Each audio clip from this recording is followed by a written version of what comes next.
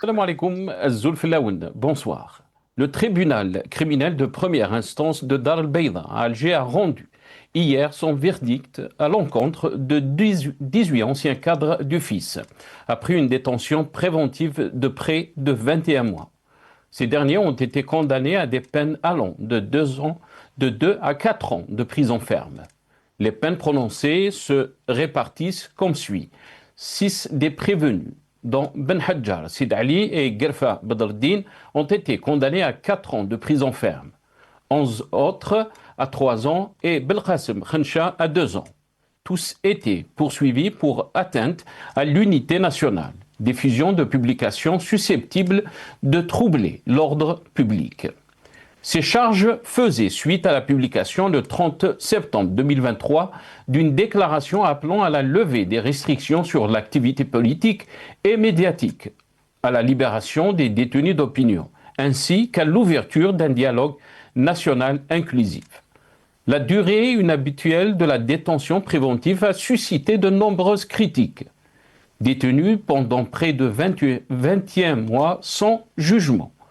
La majorité des prévenus avaient entamé novembre 2024 une grève de la faim pour dénoncer leur situation. Leur état de santé fragilisé par l'âge et la maladie a soulevé des préoccupations quant au respect des droits des détenus et des garanties procédurales prévues par la loi. La fermeture et la répression sont telles que plus rien n'est faisable sans risquer l'arrestation. La politique du tout répressive vise également à montrer la force du pouvoir et pousser le plus grand nombre à croire à l'inutilité de leur combat face à un pouvoir prétendument puissant et invincible. L'image du pouvoir algérien est ternie, est abîmée. Elle est devenue synonyme de répression, de corruption, de gabegie, d'échec et d'incompétence. Nous débattrons avec nos invités juste après cette petite intro.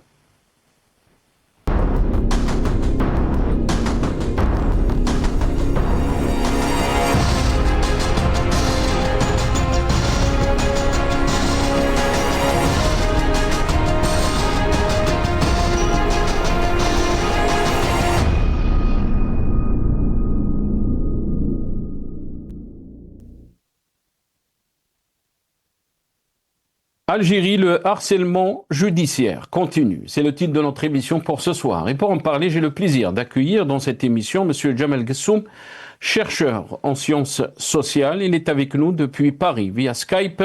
Si Djamel, marhaba bik. Merci beaucoup d'avoir accepté l'invitation. Wa alaykoum salam wa rahmatullah.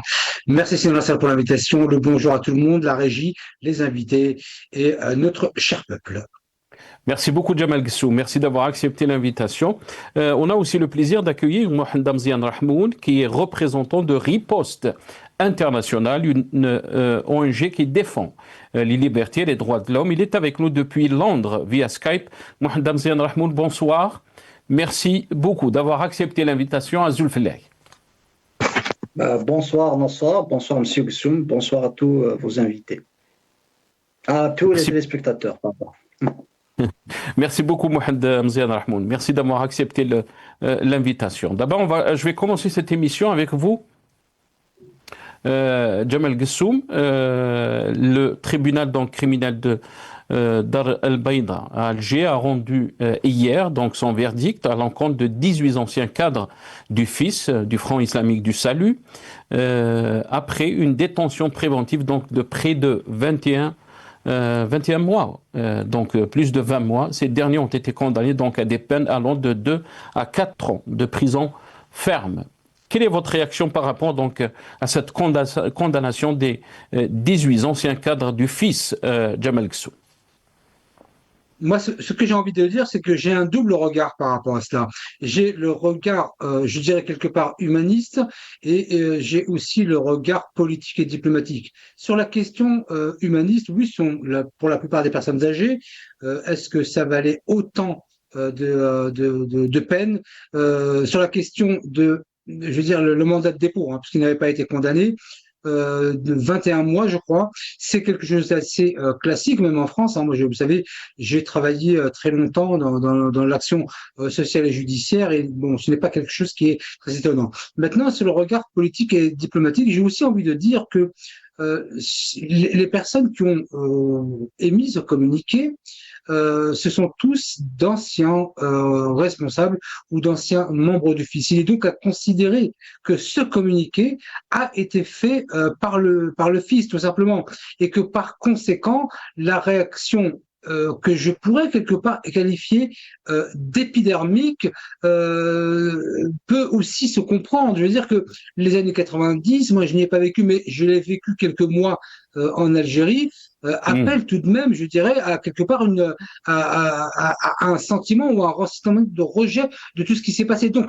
sur le regard humaniste, je salue votre invité que je ne connaissais pas et que je ne savais pas être là. Et donc, sur le regard politique et diplomatique, il faut bien comprendre que sur cette question, c'est bien le fils, peu importe il est dissous ou pas, mais c'est le fils qui a fait un communiqué. Ils auraient fait cela séparément. Ça n'aurait pas été pris comme tel, mais faire un communiqué ensemble en tant qu'anciens membres du fils, c'est quand même ça pose question quand même. Très bien. On va revenir sur le communiqué. Avant de donner la parole à notre ami Mohamed Damzian Rahmoun, qu'est-ce qu'il pense aussi? Mohamed Damzian Rahmoun, qui représente donc l'ONG Riposte Internationale. D'abord, on va regarder ces images. On va revenir sur le communiqué. On va commencer avec donc ce post de l'organisation de l'ONG Chouaa, qui a donc posté ce que vous êtes en train de voir, les photos des anciens cadres du FIS qui ont été condamnés hier à des peines de prison allant donc de 2 ans jusqu'à 4 ans de prison ferme. Après 21 mois, donc, après 21 mois en prison, peine variable prononcée contre 18 anciens cadres du Front islamique du Salut après 21 mois de détention préventif. On est en train de voir là le communiqué des anciens cadres du FIS. On parle donc de ce communiqué publié exactement le 30 septembre 2023. C'est une déclaration appelée donc à lever des restrictions sur l'activité politique et médiatique en général dans le pays, donc à la libération des détenus d'opinion ainsi qu'à l'ouverture d'un dialogue national inclusif. Voilà, donc à cause de ce communiqué, ils ont été condamnés à la prison ferme après 21 mois donc de détention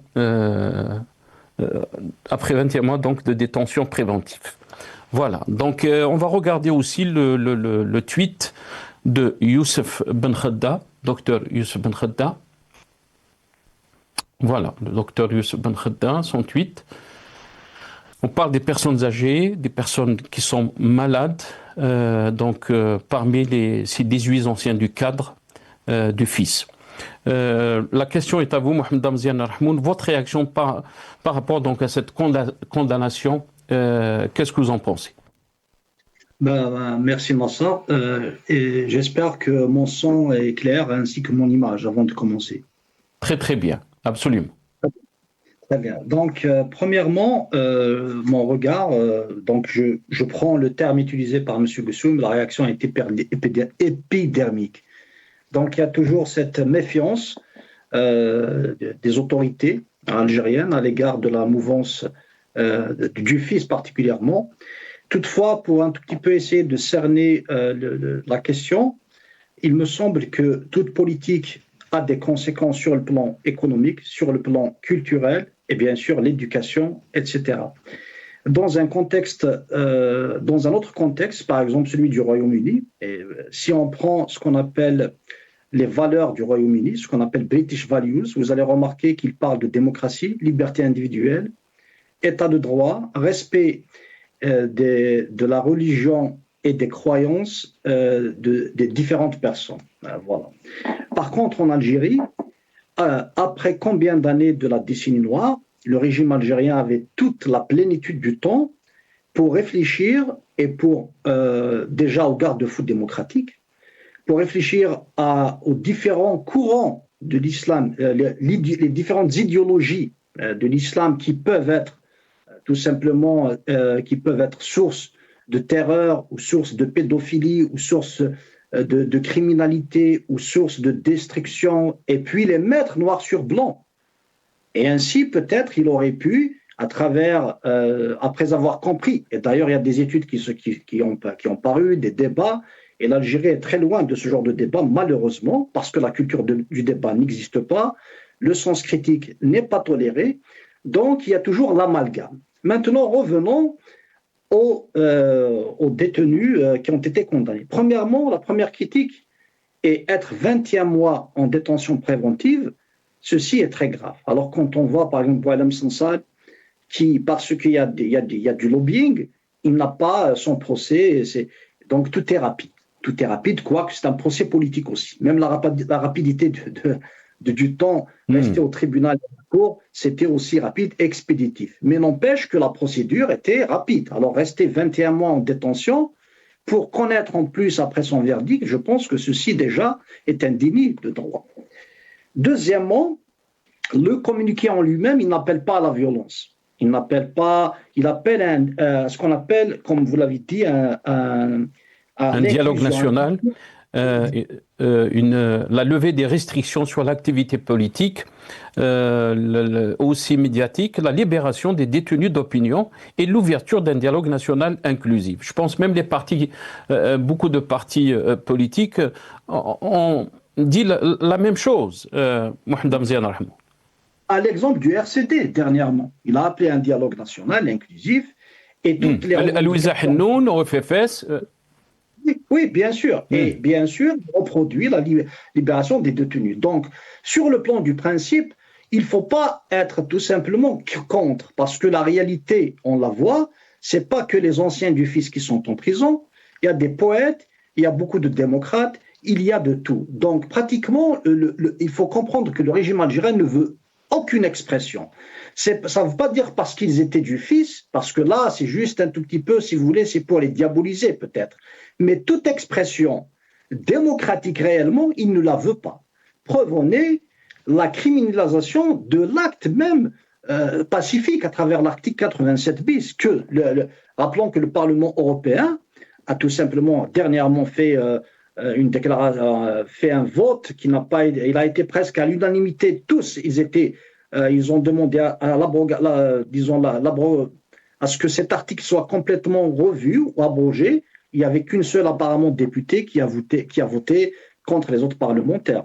Donc c'est dans ce sens qu'il faut un tout petit peu voir, si vous voulez, cette arrestation. C'est-à-dire, ce n'est pas parce qu'ils sont du FIS, mais en fait, tout le monde a été, si vous voulez, indexé, que ce soit les démocrates, que ce soit les anciens du FIS, que ce soit des militants qui n'appartiennent à aucune mouvance.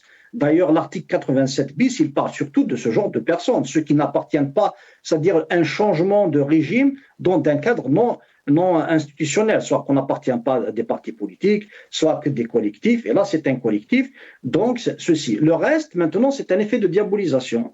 Et là, c'est pas parce qu'ils sont du FIS que je ne dois pas les soutenir. On soutient toute personne qui n'appelle pas à la violence, malgré qu'on peut être sa mouvance, parce que moi, personnellement, je n'ai jamais sympathisé le FIS, je suis loin des idées du FIS et loin certainement des idées des personnes qui sont accusées. Mais n'empêche, je vais les soutenir par principe, parce qu'ils ont droit à un corps équitable, ils ont droit à ne pas rester 21 mois en détention, et ils n'ont pas appelé au meurtre, ils n'ont pas appelé à la violence. Et moi, je pointe du doigt le régime. Si le régime algérien avait tout simplement tiré profit de l'histoire, il aurait pu, à travers les différents changements et les différentes critiques dans le monde de musulmans ou dans les pays à trop forte raison de tradition islamique, pour être inclusif. Il y a beaucoup de critiques. Maintenant, nous pouvons écrire noir sur blanc toutes les idéologies qui peuvent être source du terrorisme, et je peux les nommer facilement. Toutes les idéologies qui sont source de pédophilie, je peux les nommer facilement. Pas moi je ne suis pas un expert, mais je les connais. Tous les différents courants qui sont capables de brûler ou de déchirer, de décapiter les hallaj, on peut toutes les nommer. Pourquoi le régime algérien, tout simplement, n'écrit pas noir sur blanc quelles sont ces idéologies qui peuvent amener la destruction d'un pays, la destruction d'une région, la destruction du monde musulman, tout simplement. Merci. Merci. Reste avec nous, Mohamed Damzian Rahmoud. Jamal Kssoum, je vais revenir à vous. D'abord, on va revoir donc le poste de Salim Youssef Ben Khedda, professeur Salim Youssef Ben Khedda.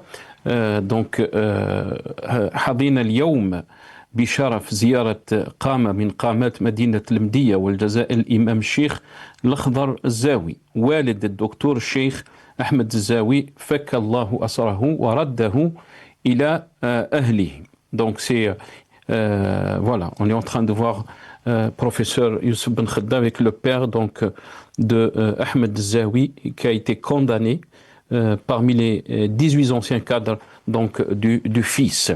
Jamal Kssoum, yani, on va écouter Tebboune une ancienne déclaration qui niait qu'il y avait donc des prisonniers d'opinion. اولا المسجونين تاع الراي هذه اكذوبه القرن، ما عندناش مساجين تاع الراي. انا الانسان اللي يسب ويشتم وهذا يتعاقب بالقانون العام مهما كانت صفته. Voilà.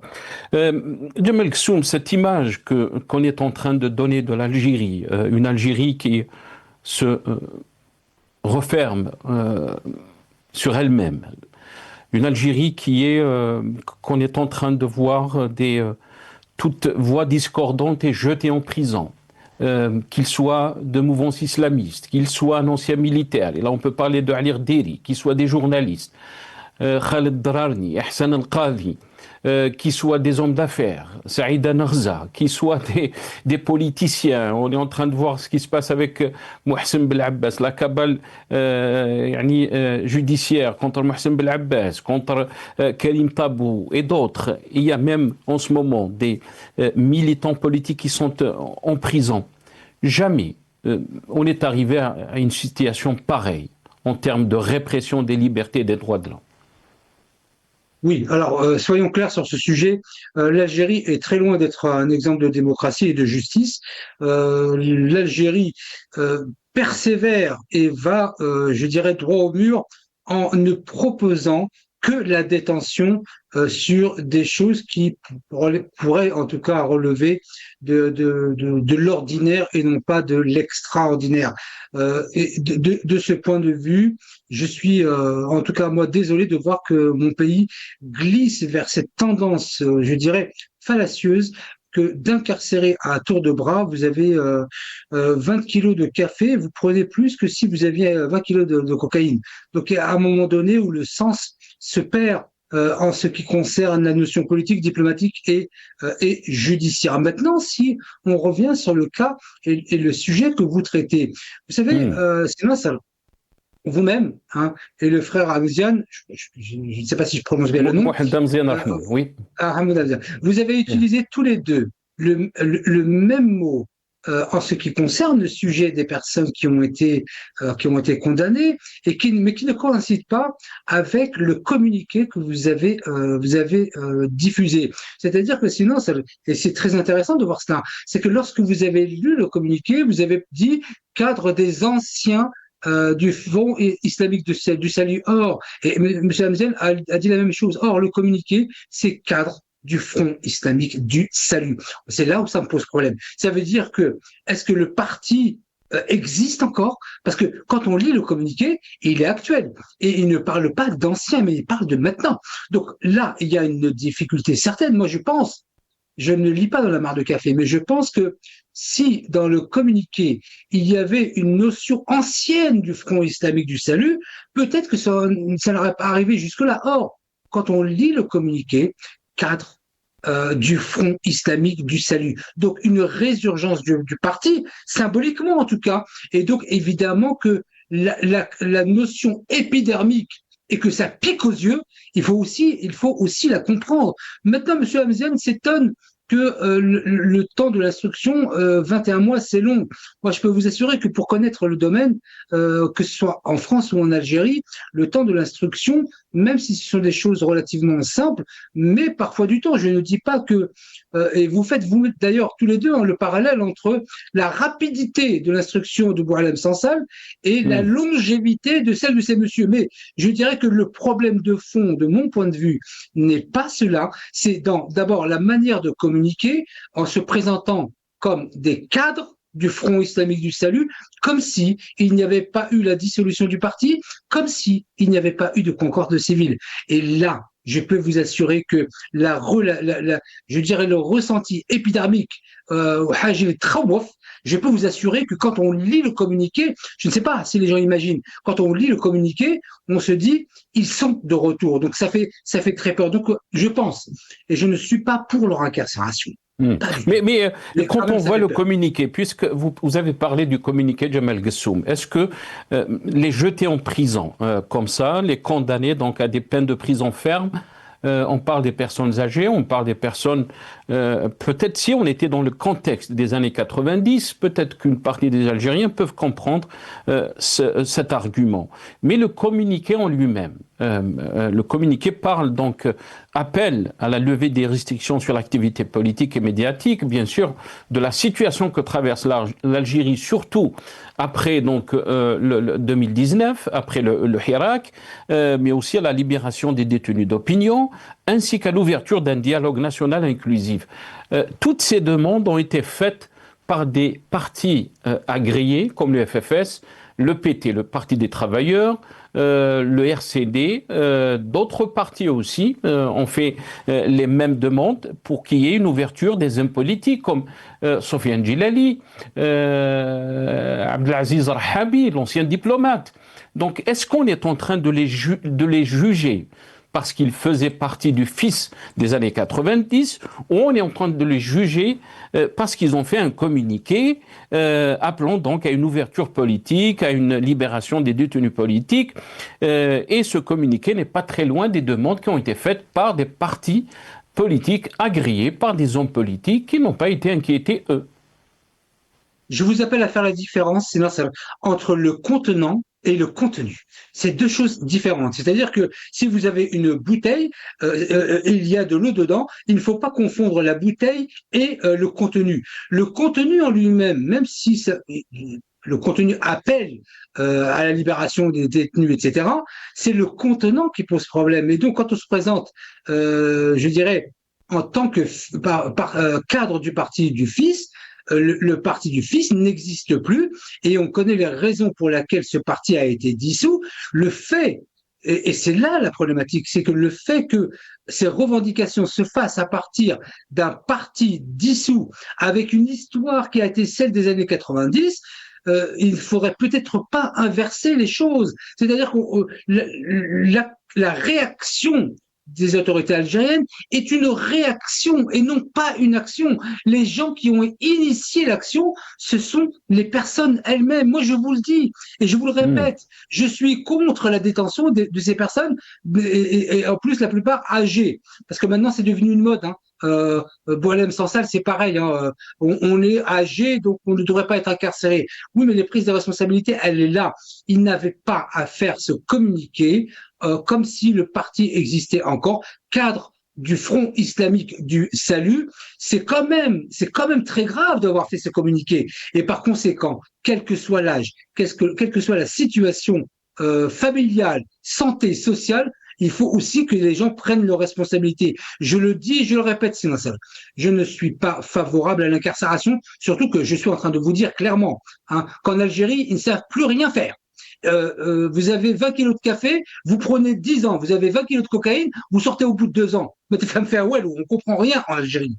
Mais sur la question de principe, et je parle bien de principe, ces personnes n'avaient pas à faire un communiqué en tant que cadre du parti du Front islamique du salut. Ils auraient mis ancien, je ne dis pas que ça aurait changé grand-chose, mais là, faire comme si le parti existait aujourd'hui et que il y aurait une réorganisation du fils, quand même, ça fait peur. Quand même.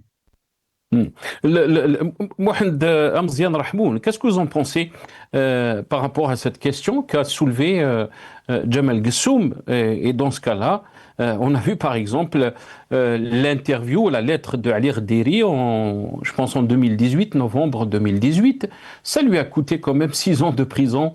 Mohamed Amzian Rahmoun.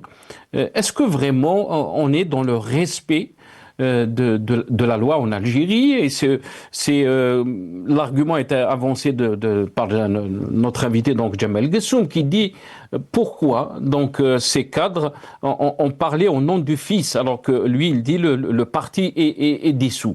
S'ils avaient mis peut-être ancien cadre du fils, ils auraient donc échappé à la prison. Est-ce que vous pensez que c'est le cas? Est-ce que vous pensez qu'en Algérie, on respecte la loi? Mohamed Amzena. Je ne pense pas, même s'ils ont mis ancien cadre du Front islamique du salut, je ne pense pas qu'ils vont connaître un sort différent. C'est ça justement. Peut-être que la connotation change en mettant cadre, mais le résultat serait le même parce que il l'a noté, le régime algérien est épidermique, il est réactionnaire. Nous l'avons vu à différentes étapes depuis 2019. Boualem Sansal n'est qu'une simple exemple parmi ces réactions au lieu de voir la chose différemment, au lieu tout simplement d'aller dans le débat, parce que si on installe et on respecte la culture du débat, beaucoup de problèmes seraient évités, surtout s'ils ont misé sur l'éducation. Et là, les Algériens, combien d'années sont passées par rapport à la décennie noire jusqu'à maintenant? Tous les espaces de débat sont fermés, particulièrement de 2019 jusqu'à maintenant. Donc, ancien ou pas ancien, le résultat serait le même. Et encore, moi, je critique le fait qu'ils n'ont pas travaillé les garde-fous démocratiques, parce que le régime algérien en lui-même, s'il y a quelque chose dont il ne veut pas qu'il puisse se passer, c'est bien une transition démocratique. Et la démocratie, lui, est antinomique. C'est ça le véritable nœud du problème. La démocratie avec tout ce qu'elle implique, bien sûr, avec ses garde-fous, dans un contexte algérien, et le régime n'a rien fait pour qu'il y ait des garde-fous. Au contraire, il se rapproche maintenant des conservateurs, chose que nous avons signalée dans un article déjà paru dans un livre en décembre 2024, que même la modification autoritaire de la Constitution, elle sert pour un tout petit peu se mettre en adéquation avec tous les régimes autoritaires qui sont en train de pilluler les extrêmes droites qui existent un peu partout, et il penche du côté des conservateurs algériens, les conservateurs dont il a choisi. Et ceci n'est qu'un résultat aussi de l'époque Bouteflika. Rappelons que Bouteflika, c'est celui qui a réhabilité Zaouaya, c'est celui qui a réhabilité certains sectes un peu partout en Algérie, c'est celui qui a créé une nouvelle oligarchie pour contrecarrer les institutions telles que le renseignement dans une optique de confrontation et de rapport de force. Et le régime Tebboune en a profité, tout simplement. Regardez, si vous voulez, le personnel politique qui existe aujourd'hui, ça va vous donner un aperçu de la conséquence du régime de Bouteflika dont le Tebboune en tire profit. Vous avez soulevé aussi la question donc des libertés, des droits de l'homme en Algérie. Quand on a parlé aussi, Mohamed Amzian Rahmoun, votre organisation aussi a parlé de la question des ISTN, des interdictions de sortie du territoire national qui touchent presque tous les Algériens, dernièrement même des journalistes qui étaient, si on peut dire, pro-pouvoir, comme Harzallah, qui a été touché donc par une ISTN. La question est très grave concernant donc la situation des droits de l'homme, Mohamed Amzian Rahmoun, et vous l'avez soulevé dans votre organisation. Oui, elle s'est détériorée énormément, particulièrement après que Abdelmadjid Tebboune est devenu président. Il y a eu une détérioration des droits de l'homme, et l'ISTN aussi est un moyen d'intimidation, de faire peur aux Algériens, pour qu'ils ne puissent pas se mêler de la chose politique, comme quoi la politique est une chasse gardée, alors que dans un État démocratique, il faudrait qu'il y ait la participation de toutes et tous. Il s'agit de notre pays, il y a beaucoup d'intelligence, il y a beaucoup de potentiel humain, que ce soit dans l'immigration, que ce soit en Algérie, et il est tout à fait normal de s'inquiéter de son pays, que ce soit les questions environnementales, le gaz de schiste, les questions économiques, d'investissement, les questions aussi liées à la femme, liées à l'enfant, à l'éducation, donc tout.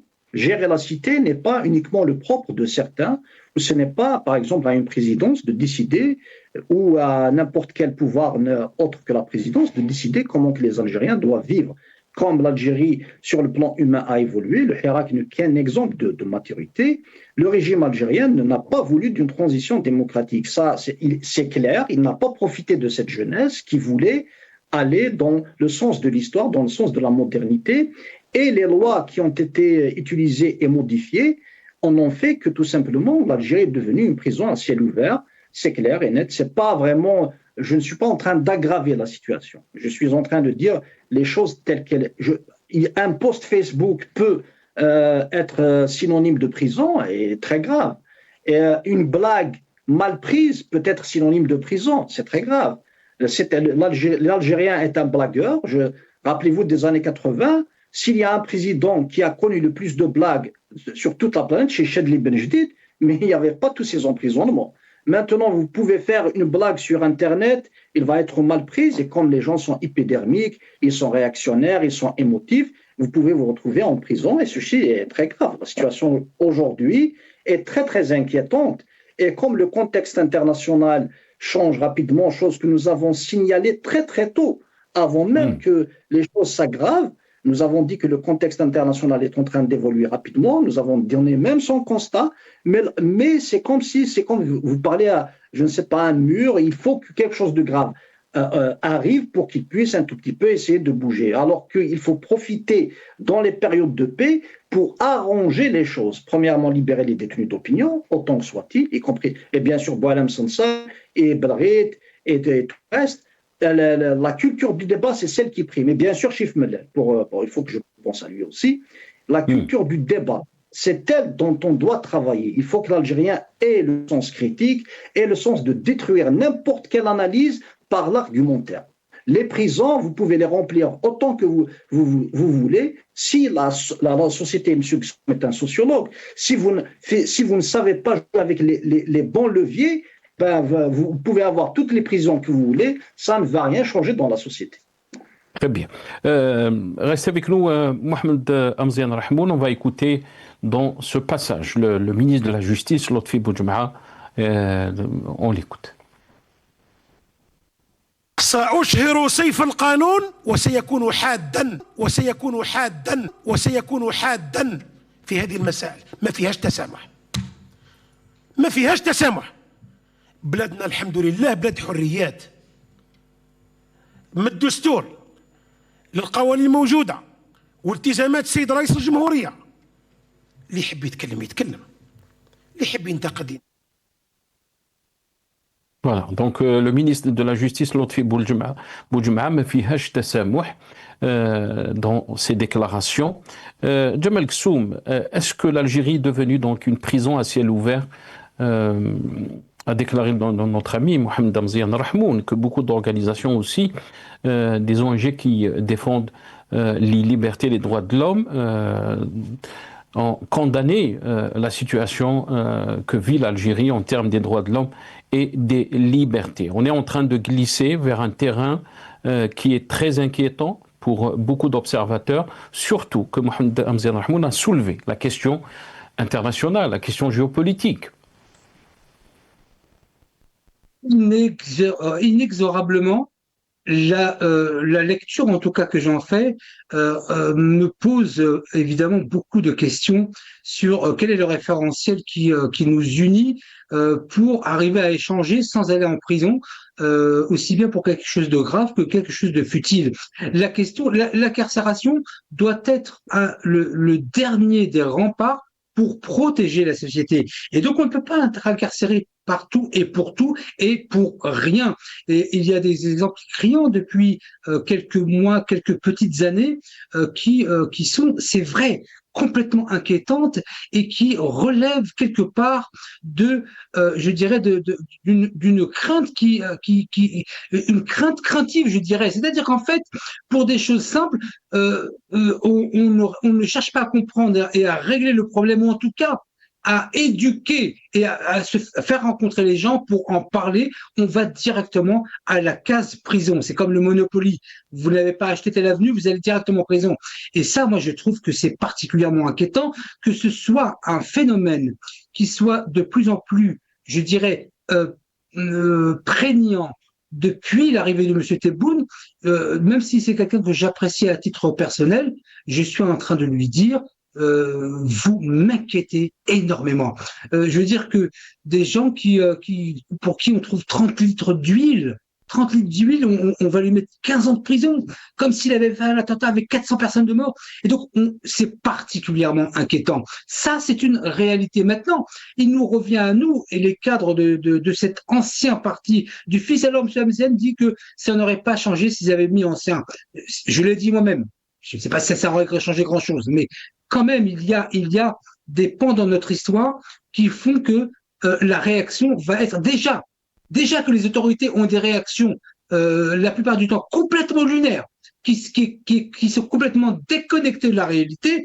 Alors, si on leur met entre les mains un communiqué du parti du fils, on pourrait penser que c'était entre 92 et 2000, alors que c'est maintenant que ce communiqué a été diffusé. Ça fait peur. Mais en tout cas, est-ce que c'est qu'une prison à ciel ouvert? Moi, je dis que oui. Oui, parce que quand on prend 10 ans de prison pour quelques kilos de café, et on a vu des cas, je peux vous assurer, on a vu des cas en Algérie, pour des kilos de cocaïne, les gens ne prenaient même pas 24 heures. Donc, c'est un monde inversé. Il va falloir essayer de comprendre quel est le référentiel psychologique des décideurs en Algérie pour arriver à une telle situation. Donc, je suis partagé sur le sujet qui est le vôtre aujourd'hui, où je donne mon avis en disant que ce communiqué n'avait pas lieu d'être.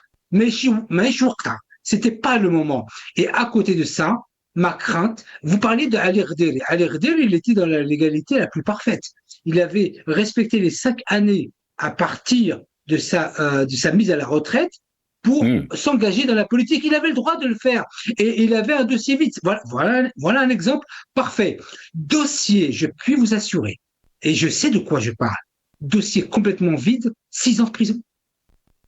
Quand même, il y a un moment donné où le président Tebboune, parce que je ne sais pas si c'est ce qui se passe. Je commence à me poser sérieusement la question. Alors peut-être que j'essaie de l'excuser quelque part. De l'autre côté, Jamel Gessoum, vous avez dit donc un monde inversé.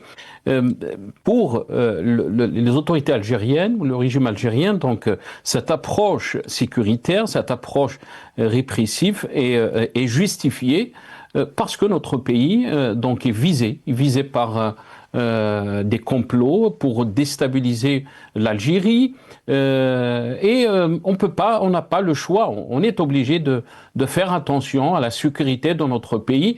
C'est l'argument qui est avancé de l'autre côté et souvent, vous l'avez dit aussi, Jamel Gessoum, vous avez dit que nous sommes dans un moment critique où il y a beaucoup d'incertitudes sur le plan international, mais aussi des défis sécuritaires et qu'on ne peut pas parler d'un État civil, d'un État démocratique dans un contexte pareil. La meilleure des réponses à le danger qui court autour de l'Algérie sur la question géostratégique et géopolitique, la réponse, je dirais, la plus juste, quelque part, ce serait d'abord de renforcer l'intérieur du pays, mais le plus important, c'est la question de la justice. La justice est le seul élément qui puisse répondre à toutes ces problématiques. Il existe parfois ce que l'on appelle des justices d'exception, parce qu'il y a un moment particulier, ça peut être un état d'urgence, l'état d'urgence, ça peut être des moments particuliers comme cela, mais la notion de la justice ne doit pas être tributaire des aléas de la vie quotidienne. Tous les sujets que vous venez de traiter, que ce soit à l'IRD ou d'autres, relèvent de la quotidienneté et ne doivent pas faire l'objet de mesures d'exception. L'exception, c'est on est envahi par un pays, il y a mesure d'exception. Mais ces personnes, ces personnes aussi, Jamal Gessoum, c'est qu'ils ont appelé donc à changer le système, si on peut dire, d'une façon bien sûr pacifique, la façon dont on gère le pays. Ils ont appelé donc à ouvrir le pays vers d'autres forces politiques, à avoir le peuple. C'est qui il? Quand vous dites il, c'est qui il? Et la lettre qui a été faite, par exemple, par Ali Rderi, puisque vous connaissez le dossier d'Ali Rderi, elle va dans ce sens. Ce qu'a dit, quand elle voulait se présenter Saïda Narza, ça va aussi dans ce sens. C'est qu'on veut avoir mais aussi les paroles et les interviews faites par Louisa Hennoun vont dans ce sens. Les interviews faites aussi par Sofiane Djilali vont dans ce sens. On veut changer cette Algérie, on veut changer le système de gouvernance. Toutes les personnes que vous venez de citer ont été en prison. Hein. Bon, sauf Sofiane Djilali. Toutes les personnes que vous venez de citer, ils ont tous été en prison. Mais je veux dire que moi, j'appelle non pas le président, parce que véritablement, est-ce qu'il sait ce qui se passe en Algérie? D'abord, c'est la première question que je me pose. Et que je l'appelle à, je dirais, non pas à mettre la poussière sous le tapis, parce que là, ce qui est fait actuellement en Algérie, c'est de mettre la poussière sous le tapis. On ne veut pas voir les problèmes que l'on ne sait pas régler, et donc comme on est là, on va mettre tout sous le tapis. Non, il y a des questions, je dirais, de traditionnelles dans tout pays démocratique. Non, est-ce que le problème, on ne va pas parler des questions parce que je dois donner aussi le Mohamed Amzian Rahmoun, mais juste pour faire court un peu, Jamal Gessoum, est-ce que le problème en Algérie est un problème politique? C'est un problème de lecture politique. Oui, de fait, c'est un problème politique, mais c'est un problème de lecture politique et que tant que nous aurons cette lecture tribale, j'ai souvent parlé sur votre plateau de la lecture tribale en Algérie, qui est un peu le rouge, c'est-à-dire que on est entre nous et on va faire des choses qui ne sont pas comprises à l'extérieur, ni sur le plan intérieur du pays, ni sur la question internationale. Donc, tant qu'on aura cette manière de pratiquer de la politique, je dirais qu'on ne s'en sortira pas. Donc, je dis aux autorités politiques algériennes, renforcer l'intérieur, c'est la meilleure façon de nous protéger et ayez une lecture dissible, intelligible, aussi bien à l'intérieur du pays qu'à l'extérieur du pays. Mais la question se pose aussi sur ce que vous avez avancé, Jamal Gessoum, renforcer donc l'intérieur, ça veut dire quoi? Restez avec nous, Jamal Gessoum. Mohamed Amzian Rahmoun, qu'est-ce que vous en pensez? Cette approche répressive, donc, est-ce que vous pensez que c'est un signe de force ou c'est un signe de faiblesse? Moi, je pense que c'est un signe de peur, surtout. Parce que quand on essaye, c'est une stratégie dont plusieurs fois je l'ai dit que faire peur aux Algériens, c'est pour les dissuader, c'est pour qu'ils ne puissent pas espérer à ce qu'il pourrait y avoir un changement et bien sûr un tout petit peu se donner le temps et toujours d'ajuster. Mais il y a toujours des limites. Nous avons, je l'ai dit souvent, que le régime algérien a atteint sa limite. Et il n'a pas le choix, il doit changer pour quelque chose, une autre façon de voir le politique. Et le contexte international s'y prête aussi. Donc ce n'est pas une question que de se fixer l'idée qu'ils sont au pouvoir depuis maintenant pratiquement, je dirais, pour ne pas parler des années, juste les débuts de l'indépendance, mais pratiquement depuis 1965, l'Algérie vit sur un régime militaire qui de temps en temps effectivement a une façade civile de qualité, mais les derniers temps, nous apercevons que la façade civile de qualité n'existe plus. Et encore, l'appareil répressif qui a été mis en avant, toujours tenant compte du contexte, reflète la peur du régime qui pourrait perdre tout simplement le contrôle de l'Algérie. C'est clair et net et précis. Pour ce qui, j'aimerais juste rebondir parce que les choses doivent être de fond. Le régime algérien n'a jamais voulu travailler sa société pour qu'elle puisse, dans certaines régions, ça marche parce qu'il y a la culture quand même. Mais il n'a pas voulu travailler sa société pour qu'il puisse être une société de citoyens. Le régime algérien va avoir des sujets et ce genre de conception de sa société est inquiétant.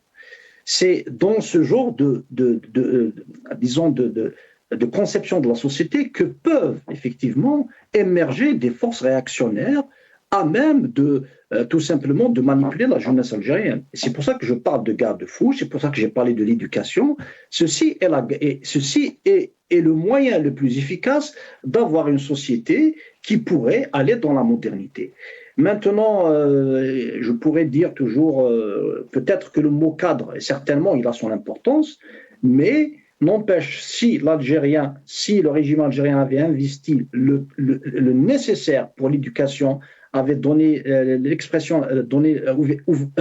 ouvert le champ de la politique, du débat, de l'initiative économique, des Algériens, c'est-à-dire il y a des entrepreneurs algériens qui peuvent investir dans leur pays, ils ont connu beaucoup de déboires. Ce qui est une contradiction déjà. Si on veut, il faut bien investir dans ses enfants que de chercher des partenaires étrangers. La priorité, c'est pour ses enfants. Donc, pour moi, le problème est de fond. Toujours est-il, je tiens à le signaler, s'il y a en Algérie des personnes qui manipulent la religion à des fins politiques, c'est bien le régime algérien. Merci. Très rapidement, 30 secondes chacun, s'il vous plaît. Jamal Ghassoum, l'évolution des choses, vous l'avez dit, est très inquiétante, bien sûr. Comment vous voyez les choses donc évoluer quand on parle des emprisonnements, quand on parle de la répression qui touche tout le monde, quand on parle qu'il n'y a pas de liberté d'expression, mais surtout il n'y a pas d'ouverture médiatique. Chaque voix discordante donc est attaquée. Comment vous voyez les choses évoluer dans un climat pareil? Très rapidement, Jamal Ghassoum. Rapidement, il est difficile de se lancer dans une projection, que ce soit à court, moyen ou à long terme, sur comment pourra évoluer la situation si les décideurs en Algérie ne décident pas à un moment donné de la jouer fine et intelligente en étant autant ferme, parce que je suis très ferme sur des questions essentielles qu'est la sécurité de l'Algérie. Et là, pour moi, quand la sécurité est réellement mise en jeu, il n'y a ni démocratie ni liberté d'expression. Donc, sur cette question, je suis absolument, je dirais, presque extrémiste. Maintenant, à côté de cela, laissons l'intelligence battre son plein, je dirais, par ouvrir les médias, pas dans n'importe quelle condition et pas à n'importe qui non plus. Ouvrons les médias, mettons face à face les gens qui ne pensent pas pareil et on pourra, je dirais qu'à un moment donné, le mauvais du bon sera distingué. Et je pense que ce serait une façon intelligente de faire les choses. Il y a une inscription très intéressante à Saint-Denis, ici à Paris, où c'est marqué « De l'éducation naîtra la grandeur des peuples ». C'est ce que je souhaite pour mon pays, l'Algérie. Merci beaucoup, Jamal Ghassoum. Le mot de la fin, Mohamed Amzian Rahmoun, très rapidement. Comme les mauvaises décisions politiques sont source aussi d'insécurité, moi je pense qu'il est temps que le régime algérien rétropédale. Il faut qu'il sache, à la manière qu'il est en train de gérer, c'est lui qui représente un danger, le premier danger sécuritaire pour l'Algérie. Merci. Merci beaucoup, Mohamed Amzian Rahmoun. Je remercie donc mes invités. Jamal Ghassoum, chercheur en sciences sociales. Vous étiez avec nous depuis Paris, via Skype. Merci à vous. Merci à Mohamed Amzian Rahmoun, représentant de Riposte International, une ONG qui défend les libertés et les droits de l'homme. Merci à vous, chers téléspectateurs, d'avoir suivi cette émission. Et à comme ça.